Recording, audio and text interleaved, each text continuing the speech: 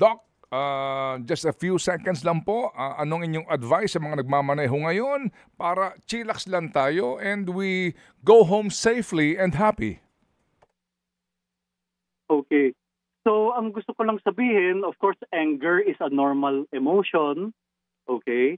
And, it's not the anger that's the problem eh. It's how we express it. So, kung ma-express lang natin ng kalmado or, what you call this, controlled anger, or may outlet, then that's fine. Pero sa mga road ragers or taong nagda-drive remember, ang responsibility nyo ay hindi lang sa sarili at sa sasakyan, kundi rin sa mga kasama nyo sa sasakyan. You have to keep all passengers safe. And of course, you also have to keep your vehicle safe. Diba?